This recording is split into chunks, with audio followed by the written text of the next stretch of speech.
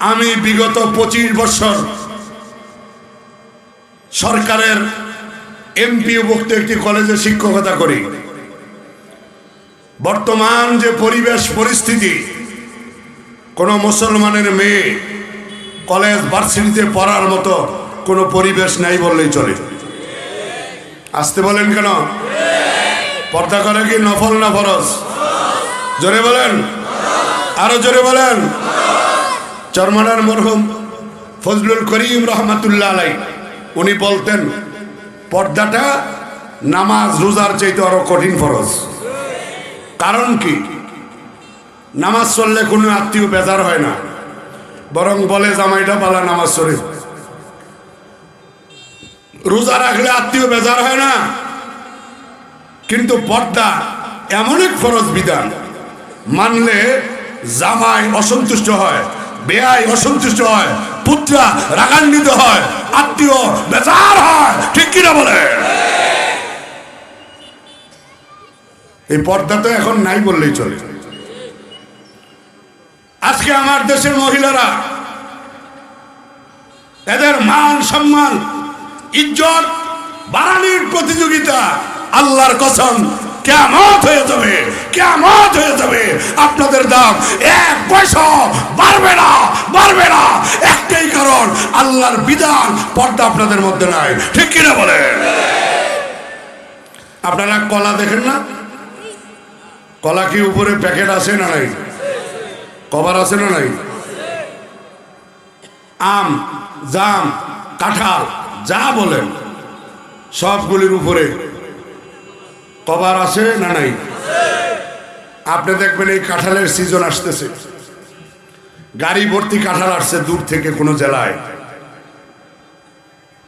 একটা কাঁঠাল 20 কেজি ওজন, 300 টাকা দাম। একই ওজনের একই সাইজের একটা কাঁঠাল, যেটা জাতার তলে হইয়া কিছু কোষ রোয়া বাইর হয়ে গেছে, ভিতরের যন্ত্রপাতি দেখা যায়, ওজন ঠিক আছে 20 কেজি, সাইজেও এটা সমান, এটা 50 টাকা দিয়েও কেউ নেয় না। এই কথা বলেন না কেন? বাজারে যাবেন আপনাদের, দেখবেন কলা এখানে 20 টাকা। কয় টাকা? এখন এখানে 20 টাকা নাই। ভালো সাইজের কলা হইলে একটা 10 টাকার নিচে নেই। ধরেন 40 টাকা, 60 টাকা আনি না, 60 টাকা। কিন্তু ওই কলাওয়ালার কাছে গেলে দেখবেন কিছু কলা জইরা পইরা গেছে, জাতার তলে হইরা কিছু রস বাইরে গেছে। কি আসেনি? এরকম 20-50টা একসাথে জমা করে রাখি, কোনো আলি টালি নেই। কয় ভাই এটির দাম কত? কয় সবগুলি 20 টাকা। এরপরেও নিতে চায় না। কি কথা সত্য না মিথ্যা? আল্লাহর বান্দারা, এক কলা বিক্রেতা চিন্তা করলো, আমার কলার ভিতরে এত মহামূল্যবান সম্পদ কেউ দেখলো না, সোলাইয়া যদি নিয়ে বসি আরো দামে বেচা যাবে। আমার বাসা বুঝেন তো আপনারা? বুঝলে একটু আনা করেন, বুঝেন? এই সিদ্ধান্ত নিয়ে কেলাওয়ালা, আমরা তবলিগে গেলে, সর্বনাই গেলে, চিল্লায় গেলে, সুন্নত তরিকায় বড় ডিশের মধ্যে কয়েকজন মিল্লা খাই না, এরকম বড় ডিশ নিয়ে কেলাগুলি সোলাইয়া নিয়ে বসছে। কারণ ভিতরের মাল মশলা দেখলে দাম বেশি পাইত। যে কেলা কিনতে আসে দেখে যে উপরের চামড়া নাই, প্যাকেট নাই, কভার নাই, কলা দেখাম নাক যারা দিয়ে জায়গা। কারণ যেই জায়গায় বসছে সিএনজি যায়, বাস যায়, ট্রাক যায়, বিভিন্ন গাড়ি ঘোড়া যায়, কিছু দুলাবালু ভরেনি, আওয়াজ দিয়ে বলতে হবে ভরে কি ভরে না।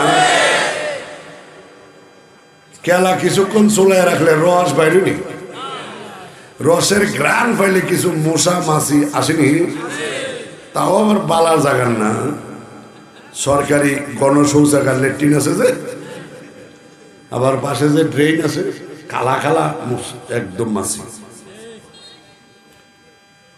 সারাদিন বসে বসে যে কাস্টমার দেখে দিন না নিল্লা এটা তো ফর্দার বাহিরে কথা কোন ঠিক না কেলা আর কেউ নেয় না নাক সারা দিয়ে জায়গা কারণ বালু ভরতেছে ময়লা ভরতেছে সারাদিন বসে দেখে কেলাওয়ালা চিন্তা করতো যে কলা পাবলিকে নিল না আমি খাইলে আমারও পেটের অবস্থা খারাপ হয়ে যাবে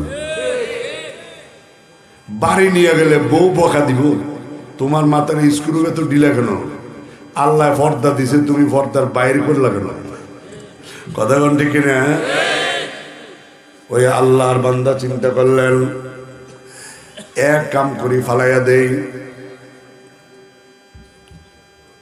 আমাদের বিদেশি সরকার না ফলাতক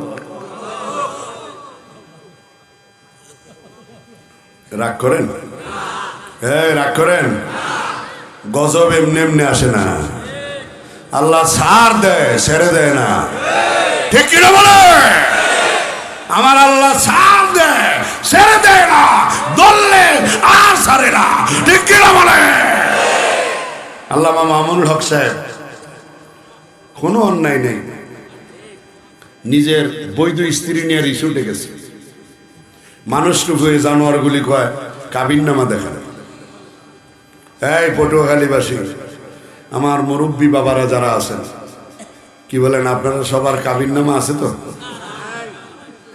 কাবিননামা দূরের কথা কাবিনই নেই শরীয়ত অনুযায়ী মোহর দার্য আছে ঠিক কিনা বলেন আমি রহমতপুরি কুমিল্লা থেকে আইছি আমারও চুরি পিতৃ পরিচয়হীন অবৈধ যারা সন্তান ছাড়া একজন শাইখুল হাদিসকে কলারে ধরে বেজ্জতি করে এই কথা বলতে পারে না কাবিননামাতে আমি গ্যারান্টি দিয়ে বললাম ওই লোকগুলির একটারও জন্মে ঠিক নেই রাগ করেন 3 বছর জেল কোনো অপরাধ নেই আল্লামা দেলাওয়ার হোসেন সাইদি সাহেব রহমতুল্লাহ আলাইহি কোরআনের ময়দানে 50 বছর খেদমত করছেন তার দলের সাথে আমার ভিন্নতা থাকতে পারে কিন্তু তার খেদমতের ব্যাপারে অস্বীকার করার কোনো সুযোগ নেই বিনা অপরাধে 1 যুগের বেশি সময় তাকে কারাগারে রাখা হলো সর্বশেষ বিদায়ের আগে পরিকল্পিতভাবে এই আল্লামাকে হত্যা করা হলো সর্বশেষ জানাজা নিয়ে নাটক করা হলো জানাজা পড়তে দেয় নাই ঢাকা শহরে না জানি কি হয়ে যায় আল্লাহকে যারা ভয় পায় সারা দুনিয়ার মাখলুক সব তারে ভয় পায়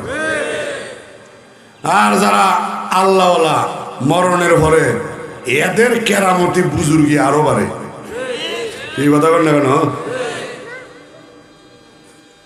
এখন জানাজা দিছে পুলিশ নিযুক্ত করছে কেন কবরের ভাষার জন্য লোক বেশি জমানো হয় আমি ওই দিন মাহফিলে বললাম যেদিন ইন্তেকাল হইলেন ভাই সুরে ফাতে একবার সুরে ইখলাস 3 বার পড়েন দোয়া কইরা দিলাম এরপরে বললাম এই যে দোয়ার হাদিয়া আল্লামা সাইদি সাহেব রহমতুল্লাহর কবরে চলে গেল পুলিশের বাবার প্রধানমন্ত্রীর 14 গোষ্ঠীর গোয়েন্দা সংস্থার 18 গোষ্ঠীর কারো বাবারও ক্ষমতা নেই আটকে রাখতে পারে কথা ঠিক কিনা বলেন কারণ তিনি বলেছিলেন আমার ইন্তেকালের সংবাদ পাইলে সূরা ফাতিহার সূরা ইখলাস পড়া আমার জন্য দোয়া করবেন সন্তান আপনি আপনার মা বাবার জন্য দোয়া করবেন বেশি না পারেন সূরা ইখলাস আলহামদু বখা মা বাবার কবরের কিনারা দিয়া সিনা টান দিয়ে চলে যাবেন না মা বাবার জন্য দোয়া করে যাবেন আমরা 5 ভাই ছিলাম এখন 4 ভাই আছি আমার আব্বাজানকে আমার দাদা পুলিশের এআইজি ছিলেন ফজলুল হক ভুইয়া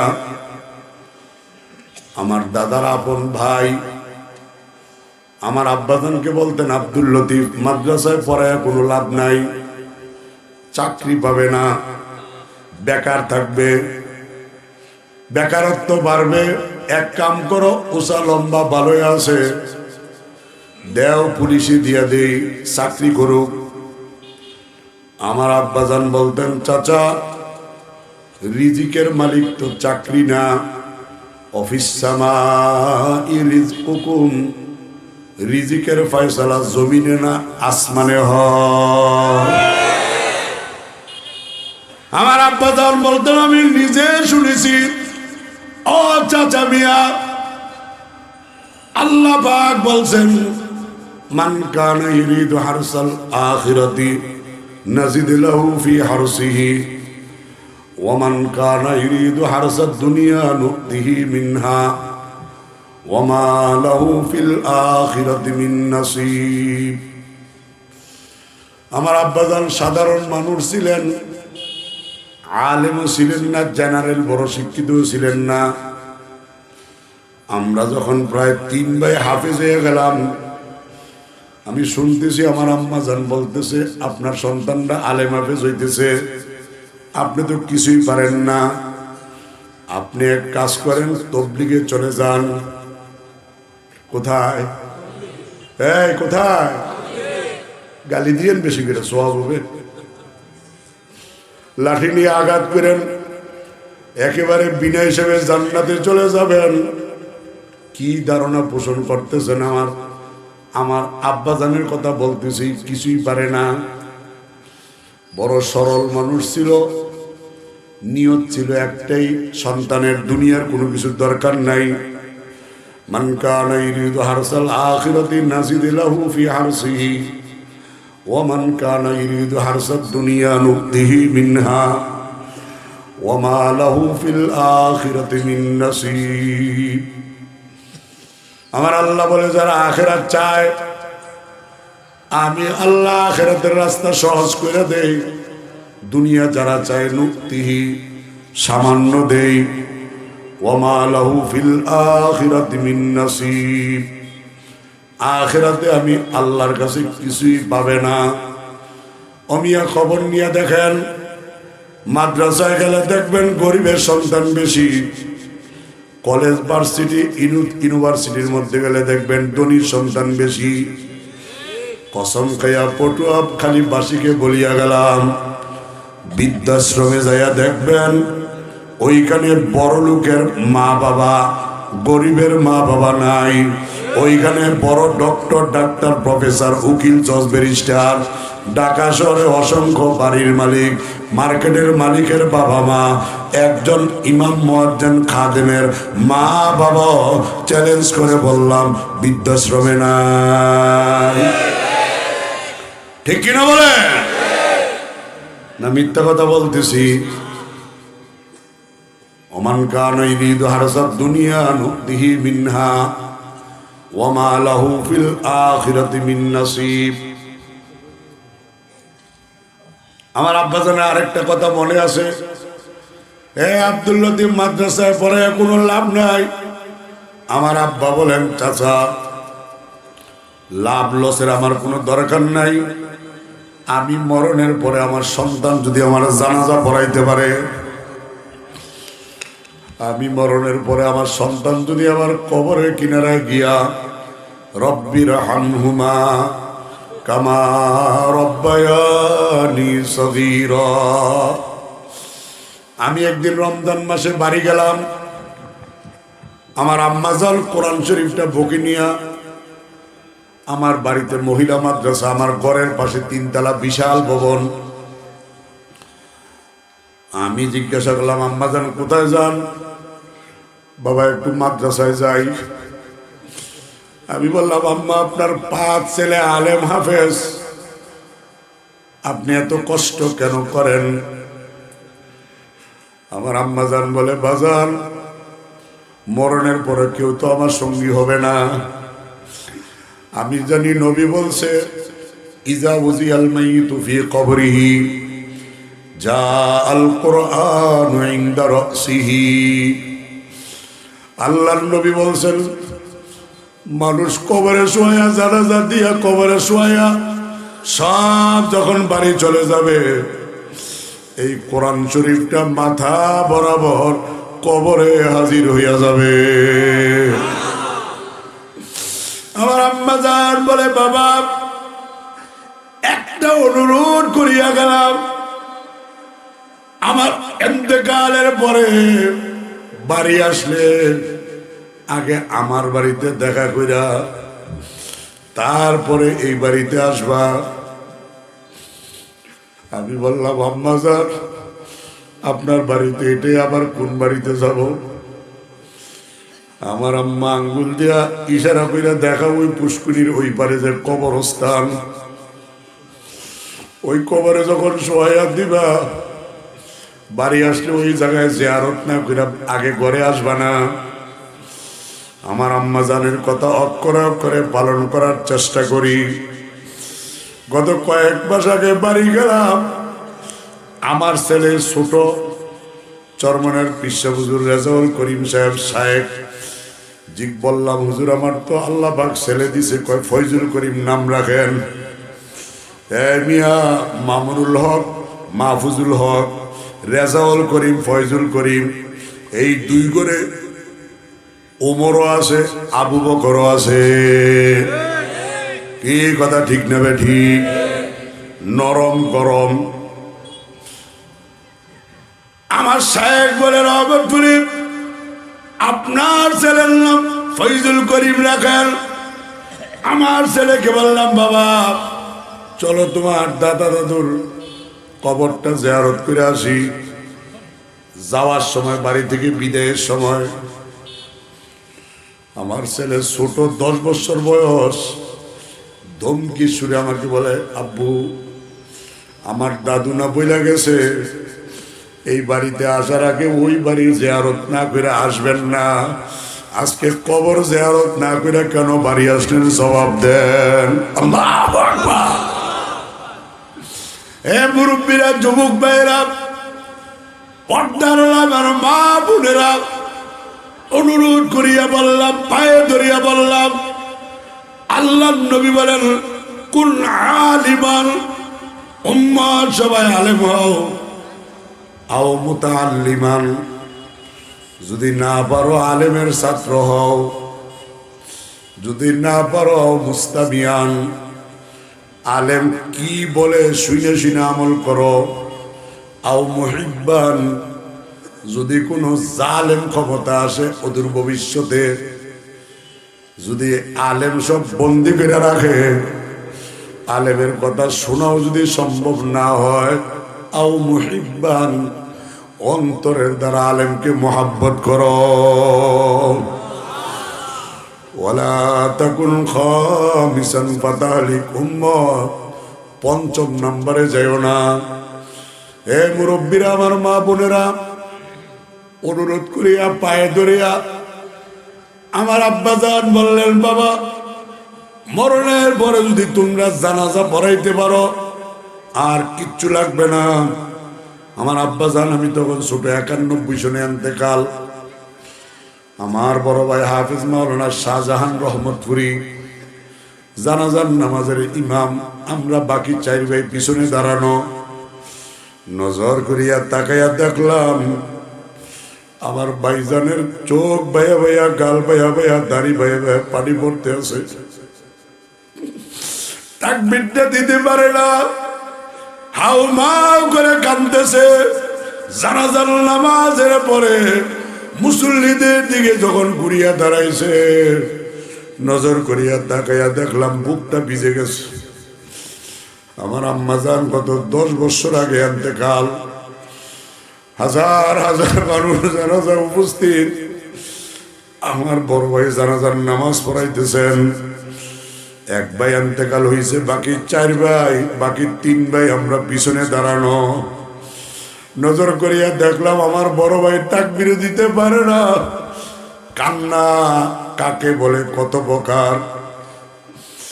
জানাজার পরে নজর করিয়া দেখলাম ওই আব্বার জানাজায় যে অবস্থা, মার জানাজায় একই অবস্থা।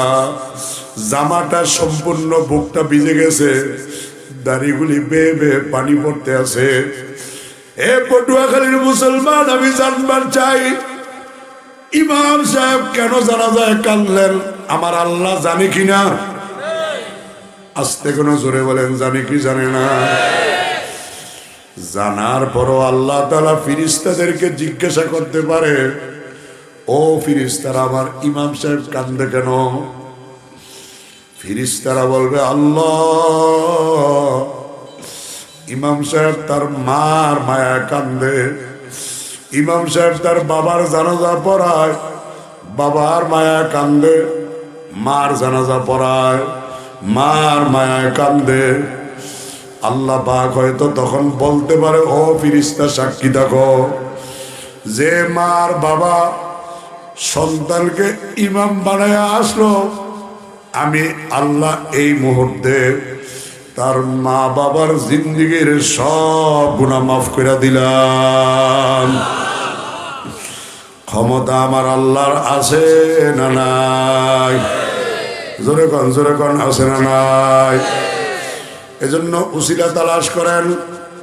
আমার আল্লাহ কিয়ামতের ময়দানেও উসিলায় উসিলায় মানুষকে নাজাত দিয়ে দিবেন।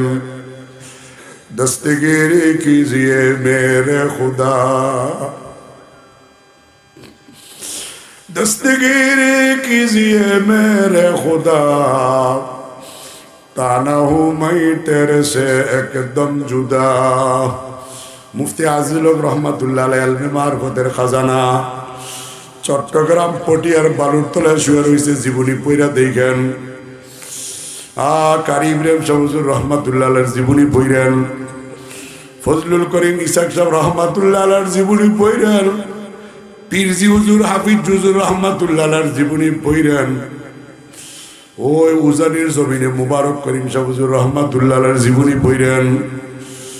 আর রশিদ আহমেদ গঙ্গোই, হোসেন আহমেদ মাদানী, হাজি আমদাদুল্লাহ মুহাজির মক্কি, ওনাদের জীবনী পইরেন। সারসিনার নেসারউদ্দিন শাহ হুজুর রহমাতুল্লাহ আলাইহির জীবনী পইরেন। দেখবেন একটা সগীরা গুনাহ ইচ্ছা করে কোনোদিন করে নাই। কি বলেন, কথা ঠিক কিনা? আল্লাহু আকবার। একটা সগীরা গুনাহ কোনোদিন ইচ্ছা করে করে নাই, একটা মুস্তাব আমলও তারা কোনোদিন ইচ্ছা করে সারে নাই। ওই মুফতি আজিজুল রহমাতুল্লাহ আলাইহি তাহাজ্জুদের নামাজ পড়া আল্লাহর দরবারে কান্দে। আল্লাহর পাগলেরা আল্লাহর দরবারে কান্দে আর বলে, আল্লাহ দস্তগিরি কিজিয়ে মেরে খুদা, আল্লাহ তুমি আমার মালিক, আমি তোমার গোলাম। এ আল্লাহর বান্দারা, আমার আপনার মালিক কে? জোরে ডাক দেন আল্লাহ। আপনি যদি বলেন, হাজী সাহেব ব্যাপার কি? গরুটার গলা রশি, আবার আরেক মাথায় খোটা, আমাদের কুমিল্লায় খোটা বলে, আপনারা কি বলেন?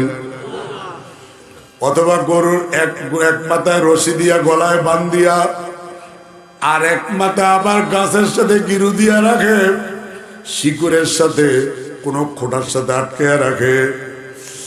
আপনি যদি বলেন, হাজী সাহেব ব্যাপার কি? গরুটা কি অন্যায় করলো, অপরাধ করলো? গলায় রশি দিলেন, আবার আরেক মাথায় খোটা দিলেন, গাছের সাথে বাঁধ দিলেন, কারণ কি? কি অন্যায়, কি অপরাধ? ওই হাজী সাহেব বলবেন, না না, কোনো অন্যায় না, এটার মালিক আমি ছাড়িয়া দিলে হারায়া যাইতে পারে, আমার আয়ত্ত সীমা লঙ্ঘন করিয়া ফেলাইতে পারে।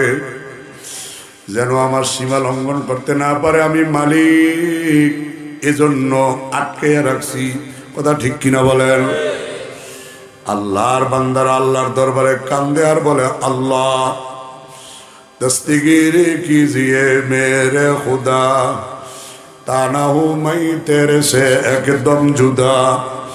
আল্লাহ তুমি আমার মালিক, আমি তোমার গোলাম, তুমি কুদরতি ভাবে আমাকে একটা হাতে ধরে রেখো, যেন একটা মুহূর্তের জন্য তুমি আল্লাহ নামক মালিককে আমি ভুলিয়া না যাই। আল্লাহু আকবার। দস্তগিরি কিজিয়ে মেরে খুদা, ताना हूँ मैं तेरे से एकदम जुदा। বাজান ছোট্ট সময় আমি দেখছি আমার মা চাষিরা, দাদি নানিরা হাঁসের বাচ্চার গায়ে রং মাইখা দেয়, মুরগির বাচ্চা মুরগির গায়ে রং মাইখা দেয়। জিজ্ঞাসা করতাম, চাচি আম্মা খালা আম্মা ব্যাপার কি? এই মুরগির গায়ে রং দিলেন কেন, হাঁসের বাচ্চার গায়ে রং দিলেন কেন? আমারে বলে, রাশেদ এটার মালিক আমি, আমার ঘর চিনে না, খোয়ার চিনে না, সারিয়া দিলে হারাইয়া যাওয়ার সম্ভাবনা আছে। যদি রংটা থাকে আমি আমারটা বাহির করতে পারবো। ঠিক আজকে যারা মাহফিলে আসছেন, আগামীকালকে যারা অন্য জায়গায় মাহফিলে যাবেন, 31-1-2 বিশ্ব ইজতেমার ময়দানে যারা যাবেন, ওই ফেব্রুয়ারি মাসের 19-20-21 চরমনের মাহফিলে যারা যাবেন, নানুপুর যারা যাবেন, উজানি যারা যাবেন, হক্কানি আল্লাহওয়ালার মজলিসে যারা যাবেন, আল্লাহর কসম রঙ্গে সুন্নত রঙ্গে ইসলামি পাওয়ার, সিবগাতুল্লাহ নকশে কুরআনি পাওয়ার, রঙ্গে সিদক রঙ্গে তাকওয়া ওয়া ইয়াকিন, তাআবদ বাকি বুয়াদ বর আবেদি, শরীয়তুহু তরিকতু। আপনাদের অসুবিধা হয়? আমার একটু গলা সমস্যা, তো কথা বলতে যদিও কষ্ট। আপনাদের অসুবিধা হয় না? অসুবিধা হলে কি করবো, হুজুর না আসলে তো আমি ছাড়তে পারবো না। সমস্যা হয়? নারে তাকবীর। আসছে?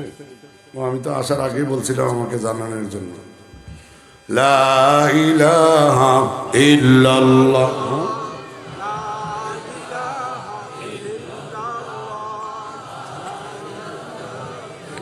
ইল্লাল্লাহ, লা ইলাহা ইল্লাল্লাহ, লা ইলাহা লা ইলাহা ইল্লাল্লাহ, লা ইলাহা। রঙ্গে সুন্নত রঙ্গে ইসলামি পাওয়ার, সিবগাতুল্লাহ নকশে কুরআনি পাওয়ার, রঙ্গে সিদক রঙ্গে তাকওয়া ওয়া ইয়াকিন, তাআবদ বাকি বুয়াদ বর আবেদি, শরীয়তুহু তরিকতুহু তামামি, हकीकत में मोहम्मद की गुलामी, हम सुरात हम सिरात मुस्तफ़ा, दर तमाम हाल गुन इत्तिबा। হে আল্লাহর বান্দারা, কেউ যদি মদিনাওয়ালার সুন্নতের রং টুপির মাধ্যমে মাথায় লাগাইতে পারে, মদিনাওয়ালার সুন্নতের রং দাড়ির মধ্যে লাগাইতে পারে, মদিনাওয়ালার সুন্নতের রং জামায় লাগাইতে পারে, মদিনাওয়ালার সুন্নতের রং মেসওয়াকে লাগাইতে পারে, মদিনাওয়ালার সুন্নতের রং পাগড়িতে লাগাইতে পারে, দস্তরখানে লাগাইতে পারে, তো আল্লাহ নিজে বলেন সিবগাতুল্লাহ, যে ব্যক্তি সুন্নতের রঙে রঙিন হইতে পারবে, আমি আল্লাহ তাকে ইমানের রঙে রঙিন করে দিব। এ আল্লাহর বান্দারা, আজকে ময়দানে যারা আসলেন, একটাই নিয়ত, আল্লাহ বলা মানুষগুলি আল্লাহর পরিচয় যেন পায়, ঠিক কিনা বলে? এই পরিচয় সোহবত ছাড়া হবে না, ঠিক কিনা? সুন্নতের রং আহলুল্লাহর সোহবত ছাড়া, আল্লাহওয়ালার সোহবত ছাড়া হবে না, ঠিক কিনা বলেন? এই যে উলামায়ে কেরাম ময়দানের মধ্যে আছে, আলহামদুলিল্লাহ, এই উলামায়ে কেরামের মজলিসে বসলেন। কুয়াকাটার হুজুর আমাদের মাঝে চলে আসছে, বলেন আলহামদুলিল্লাহ। মাদ্রাসায় অবস্থান করতেছেন, জোরে সোরে আলহামদুলিল্লাহ বলা যায় না? নারে তাকবীর, নারে তাকবীর, আলহামদুলিল্লাহ। এই যে কাগজ, মানে হুজুর আমতলি থেকে সিলিপ পাঠাইছে, হুজুর মাদ্রাসায় চলে আসছেন। এই অল্প 10-15 মিনিট এর মধ্যে স্টেজে চলে আসবেন, আলহামদুলিল্লাহ বলা যাবে না? তাহলে আল্লাহওয়ালার সোহবত, আহলুল্লাহর সোহবত দরকার আছে না নাই? এই জোরে বলেন, আছে না নাই? কুয়াকাটার হুজুর আসবেন, নেক মা বাবার নেক সন্তান, মা বাপ অনেক দোয়া করে ওনার জন্য। ওনার আব্বাজানের সাথে আমার ভালো সম্পর্ক, অনেক জায়গায় আগে যাইতেন, এখন তো অসুস্থ, বেশি যাইতে পারে না মাহফিলে, ছেলেদের সাথে যায়, খুব মহব্বত করে। মুনাজাত যখন ছেলে করে, কুয়াকাটার হুজুর মুনাজাত করে, উনি রুমে অথবা অন্য কোথাও, আমি দেখছি 1000 বার সন্তানদের কথা বলে। আপনি কি বলেন? আপনি কি বলেন?